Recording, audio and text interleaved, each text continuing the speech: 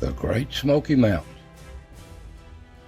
such beautiful creations of nature on this earth and among some of the oldest mountains in the world.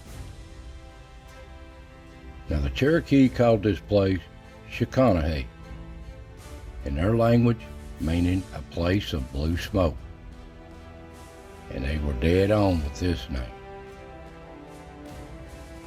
And it always looks like there's a haze over the mountains and clouds on the peaks. But every once in a while nature gives us a beautiful sneak peek of these beautiful mountains and these ridges, all so beautiful.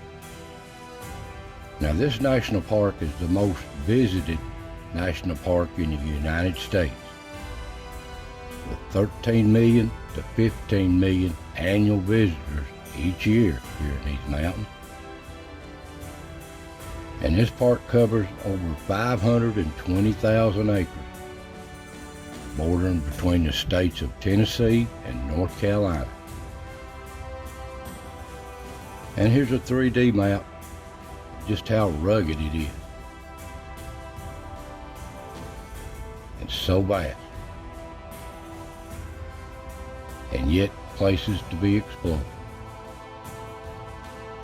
Now I want to share with you why they started this national park and how it got started and all the troubles and how they went about this park.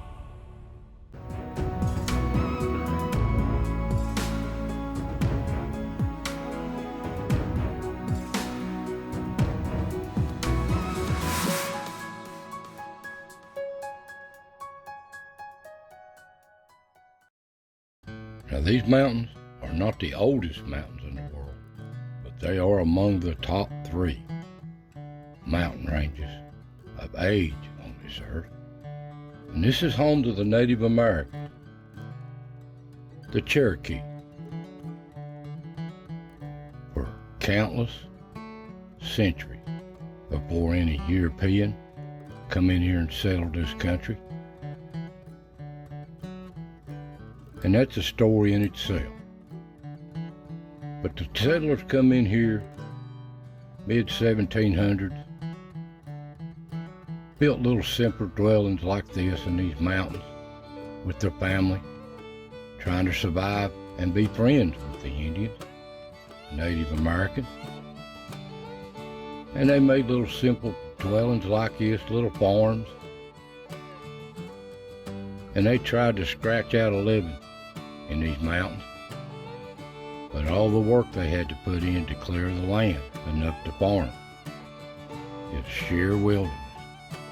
And they raised big families, and this went on for generations in these mountains. But as time went on, the war between the states come and gone, and progress needed timber. Well, they noticed they had a lot of good timber in these mountains. Some of them were over 500 years old. Even the chestnut oaks here that provided them the chestnuts, and they depended on them for years till the blight took them away. Well, as time went on, they started logging these trees, creating jobs, and the companies come in here, these logging companies, and they started buying up tracts of land from the states. And at first it was small operations, and it was hard work, all by hand or mules or oxen.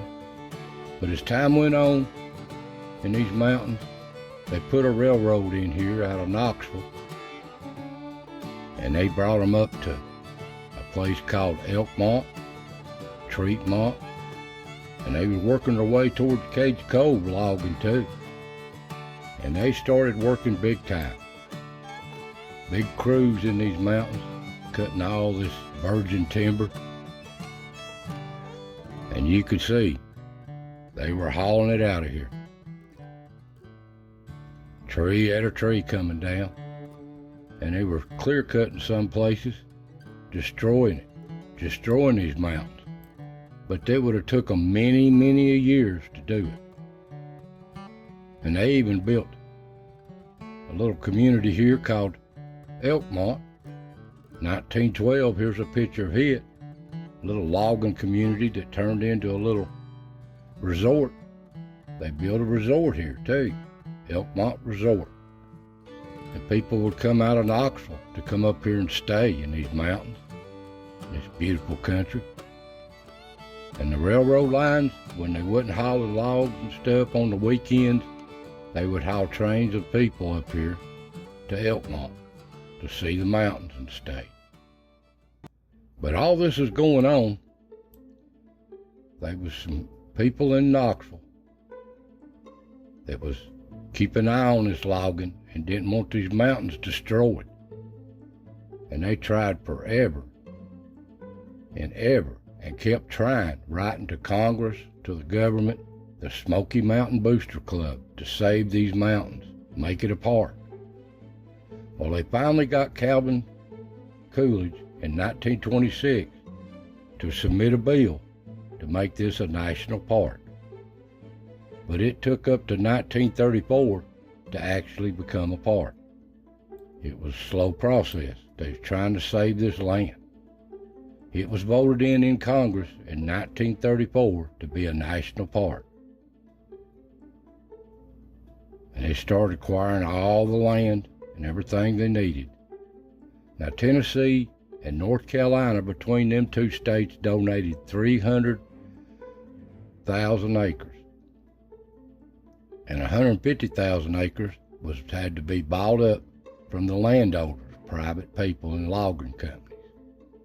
But here's a park was being formed. A lot of land. Now this land was being preserved for all of its beauty, habitat, vegetation, plants. Now they started the CCC back during the Depression. Roosevelt did, to give the young people, the young men, a job to go around and help the infrastructure in the country. And they brought them into the Smokies too. And they built logging camps. They turned the logging camps into their barracks and stuff, these CCC camps, Citizens Conservation Corps, to go around and tear down all the houses that wasn't going to be saved, all the buildings, building trails, building roads. They were kept busy. A lot of work being done. Now, this is what Cage Cove looked like back in late 20s, 1930. Simple agricultural place in these mountains, a little valley. And CCC tore down a lot of these old housings, dozens and dozens of them, that you don't see today. Even the old barn that wasn't really savable. But they did preserve a dozen or so old homes. Preserved them, made them back like they was in the pioneer days, and taken care of them. Different homes, even the old barns. So the park was the best thing that ever happened in here, or this would have all been logged out or developed. Now there was a lot of land here that had to be took care of, but first they had to survey it all, put it on paper. Well, this was a slow process. How many miles circumference around this park? This wasn't just a day or two job. This took months, if not years, to completely get it all surveyed. And nowadays, it's no big deal. Just use a GPS system, and you could survey two people. Don't even have to see each other. But back in them days, it had no such a thing, no technology like that. It was a line of sight with a tape and a ruler, a stick, and you had to clear all your way to see between these 2 points. And this is what they used.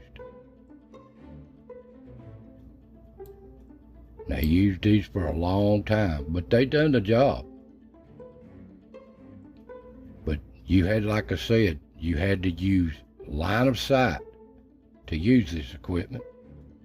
So there was a lot of people having to clear to see between one point to another. And all the way back in these mountains, these bad storms, they was some hard times. Now I'm going to share with you a friend of mine that he knows all about this surveying, geology, and prospecting, Ray Lehman. You've seen him in some other videos. You tell me about, an old surveyor that surveyed the Great Smoky Mountains National Park. He was an old man when you was just starting out. You want to tell anything about that? Well, his name is John Elliott, and he was at Jellicoe, Tennessee, and he worked for New Jellicoe Coal Company. And he was telling me, I guess this was about 62 or 3. Well, he had to be an old man then, didn't he? He was about ready to retire then because I bought a drafting table from him. He was going to quit, and he gave me some mind maps that he had done back when he was a younger guy in the 30s.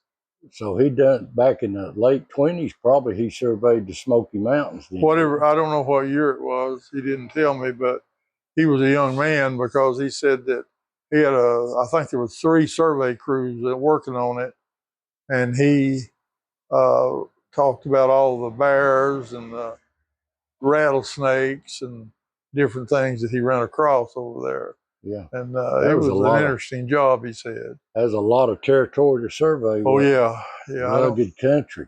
I don't know how many miles he might have surveyed. I didn't discuss it very much with him because we were talking about coal mining. So he had a crew going with him, armed crew, just to keep the snakes and bears and stuff off of him. Yeah, they had of course, all the crews at that time in a wooded area, you have somebody that has a stadio rod, and then you have somebody that has an instrument, and you have somebody with a machete that clears the way. And then in some cases, they had other people looking for bears and rattlesnakes. Well, it was probably. I don't remember. I don't know the exact acreage in the Smoky Mountains, but it was several. So that was a real field trip. They had to stay for days in there camping out and surveying and camping out and surveying and cruise. Yeah, he said they'd start out on Monday morning and survey and camp out during the day and or at night rather, and then they'd come in on Friday afternoon. And said sometimes if they were way back in the sticks and had enough food, they'd work over the weekend just to get through there. There's a lot of country, a lot of rugged country back there. Yeah, it's a lot of country. So he was a young man back in the 20s, and he's about ready to retire when you met him. So he was about 80 years old, 70. He was, I think he was 82 or 3 when he died. Yeah. He was a good mining engineer too. He worked for Bledsoe Coal Company for years. Yeah. There in Crockett, Kentucky. But boy, I bet you could tell you some stories about them mountains during that time surveying. The snakes and the bears. Oh, they were and whatever else they could. That's right. Keep off of them. Well, that's some rough country. Well, And I think he told me there was like less than 50 families that lived in the Smokies at that time. Yeah, did he fool with any with Cage Coal surveying any of that? He surveyed the park, and that's part of it, so I assume he did that too. Probably did. I mean, that's a lot of country to just walk across and survey from spot to spot, pole to pole, ain't it? Man. Well, I'm a licensed surveyor in Kentucky myself, and I know that if you're out in an area that's rough and not populated very much, that going through the wooded areas is a hassle because you have to clear your way and you have to be able to see about 200 feet or you can't survey. Line of sight, And now, at the present time, you use the GPS, and you don't have to have but 2 people. Yeah, but back in them days, it was line of sight, wasn't it? And you don't have to be able to see the other guy either. Yeah, Man, that was some rugged work right there. That's right. A lot of country. Yeah, I'd like to thank old Ray for sitting down with me, just explaining this stuff to me and his experiences.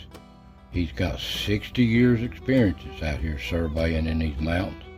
He knows a lot of stuff. In the meantime, they started building the road over the Smokies from Gatlinburg over to Cherokee, North Carolina in 1926, and they completed it somewhere around 1933. Here's the construction pictures. That was a hard job going across the high mountains. And back then, it was just an old horse trail, hardly a wagon trail across these passes. But they widened it up, made a bigger road, and paved it, and opened it up. And here at Newfound Gap, where you go over top the mountain into North Carolina, they was building the platform here for the dedication of the park that Roosevelt come in here and done. In September the 2nd, 1940, when he dedicated the park. A lot of people come in here. And he dedicated the Smoky Mountains National Park. It was such a delay getting him here. But he's here, and he dedicated it to the park. And the platform still stands today here at Newfound Gap. This is what it looks like today. And the parking lot. It's a busy place. Right on the state line of North Carolina and Tennessee. And this is looking towards North Carolina from the Tennessee side. Newfound Gap. And up here, just not far from here on top of these mountains, is Kauai. It's a Cherokee name for mulberry place. Used to be called Kremlin's Dome. It's a beautiful place. Cage Cove today, this is what it looks like on a pretty day. This is a fall day when I drove it one morning. It's so beautiful and breathtaking. And all the old structures that they saved and preserved, they do such a great job preserving these old buildings just for us to see. And yes, this place can be a busy place sometimes. Wonder when you come. And here's some old pictures. This is Gatlinburg way back then. This is what it looked like. Here's what Gatlinburg looks like today. And it's a growing. Here's what Pigeon Forge looked like back in 1920s.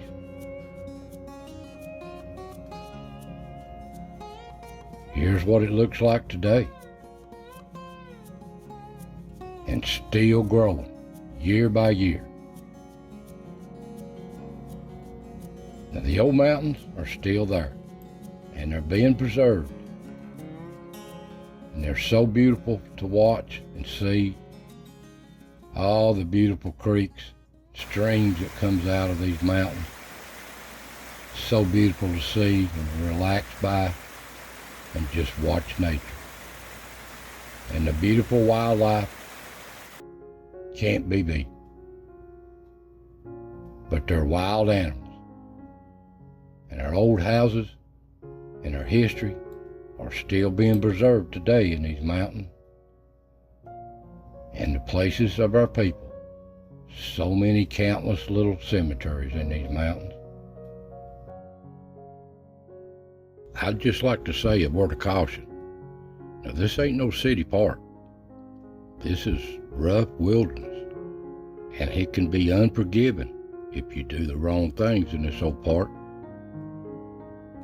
There's some places I believe to this day has not been stepped in. It's old country and it's unforgiving. So keep your family close to you. Now this old park, the reason why it needed to become a park, there's some plants and some species here that's found no other place in the world but in these Smoky Mountains. And these trees here that's still virgin trees, they've never touched or got to logging. And it's such a beautiful place, but it's unforgiving.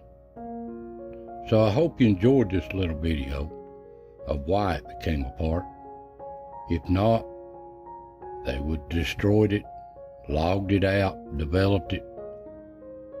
So, and the only sad part about this park is having to take the land from the people that have stayed here for generations. So I want to thank you for watching. Hope you enjoyed these little videos of our mountains and our history. So God bless, take care, and I'll see you next time.